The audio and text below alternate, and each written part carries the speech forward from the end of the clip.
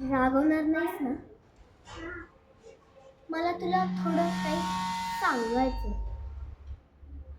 मी प्रयत्न करतेय खरंच, पण कधी कधी ना माझ्याकडनं चूक होते. सगळे लगेचच म्हणतात की तुला नाही जमणार, पण मला एकदा एकदा तरी दाखवून दे ना की मी वाईट नाहीये, मी आळशी नाहीये. मला फक्त फक्त थोडा वेळ हवा. पण तुझा माझ्यावर विश्वास आहे ना?